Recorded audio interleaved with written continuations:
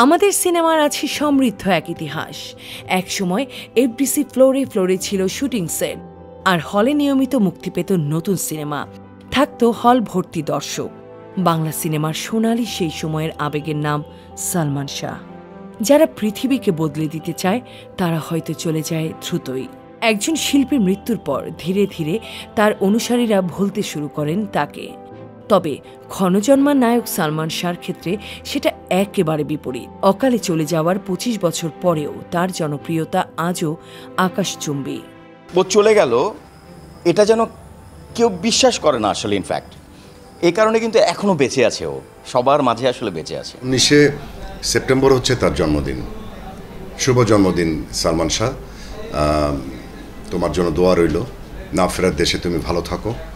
তোমাকে আজও আমরা মিস করি। ক্যালেন্ডারের পাতায় 1996 সালের 6 সেপ্টেম্বর শুক্রবার। সেদিন টিভিতে চলছিল শুক্রবারের পূর্ণ দৈর্ঘ্য বাংলা ছবি। বিকেল 4টা। খবরের শুরুতেই জানা গেল একটি শোক সংবাদ। সেই শোক সংবাদ সালমান শাহর অকাল মৃত্যুর। প্রিয় নায়কের প্রস্থানে অনেকেই অভিমানে ছেড়ে যায় পৃথিবী। সেই শোক বেড়েছে, দিন দিন বেড়েছে ভালোবাসাও। কিছু চলে যাওয়া, কিছু মানুষের চলে যাওয়ার রিপ্লেসমেন্ট হয় না পৃথিবীতে। আই থিঙ্ক আমাদের সিনেমাতে ফর এক্সাম্পল রাজ্জাক সাহেব, তো রাজ্জাক সাহেবের কোনো রিপ্লেসমেন্ট কোনোদিন বাঙালি জাতি কল্পনা করতে পারবে না। ঠিক সেমভাবে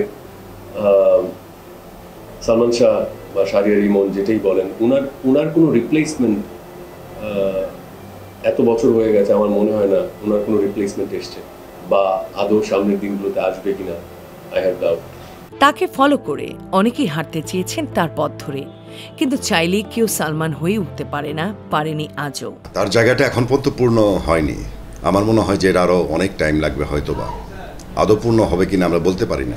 সালমান শাহ যুগে যুগে একজনই আসে, অনেকেই স্টার এসেছেন, বাট সালমান শাহ একটা ভিন্ন মাত্রা দিয়ে গেছেন আমাদের ইন্ডাস্ট্রিতে। এখন এই 21 শতকের দ্বিতীয়ার্ধে ডিজিটাল চলচ্চিত্রের সময়েও সালমানকে নিয়ে শূন্যতা কমেনি, বরং বেড়েছে। নতুন প্রজন্মের নায়কদের মধ্যে যে কমতি এবং মানসম্পন্ন ছবির বিশাল ঘাটতি, এই সব দিক থেকে সালমান শাহকে উদাহরণ মনে করে দর্শক। সালমান শাহ অসাধারণ শিল্পী, অসাধারণ মানুষ, অসম্ভব জনপ্রিয়তা। সালমান শাহর সাথে আমি বরাবরই মান্নাকে নিয়ে আসি, সেটা হচ্ছে যে সালমান শাহর মান্না যদি বেঁচে থাকতেন তাহলে আমি আবারও বলি যে আমাদের চলচ্চিত্রে আজকে যেই দুর্দশা, সেইটার ছায়ে আমরা কখনো আমাদেরকে ঘিরে থাকতে পারতো না। 1993 সালে কেয়ামত থেকে কেয়ামত দিয়ে বাংলা চলচ্চিত্রে তাঁর আগমন। মাত্র 4 বছরের ক্যারিয়ারে অভিনয় করেছেন 27টি ছবিতে, হয়ে উঠেছিলেন লক্ষ কোটি তরুণের স্টাইল আইকন। আমরা প্রথমেই সালমান শাহ বলতে আমি একটা ফ্যাশনেবল ছেলে দেখি। সালমানের ফলোয়ার অনেক, এবং ও অনেক বড় ফলোয়ার তৈরি করে গেছে। স্কার্ফ ইউজ করা সালমানের একটা বড় তখনকার ফ্যাশন তৈরি হয়েছিল। ন্যাচারাল অ্যাক্টিং বা স্টাইল একটু ডিফারেন্ট, ইয়াং জেনারেশনের জন্য যে কাজ করা, এবং অ্যাক্টিংটা দেখলে মনে হতো না যে উনি অ্যাক্টিং করছেন, মনে হচ্ছে সত্যি সত্যি মানে উনি এটাই করছেন। সালমান শাহ মৃত্যুর আগে যতটা জনপ্রিয় ছিলেন, মৃত্যুতে তার কোনো কমতি হয়নি, বরং বেড়েছে।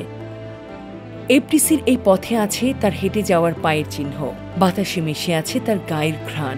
বেঁচে থাকলে এই মাসের 19 সেপ্টেম্বর প্রিয় এই এফডিসিতে জীবনের 50তম বছর পার করতেন সালমান।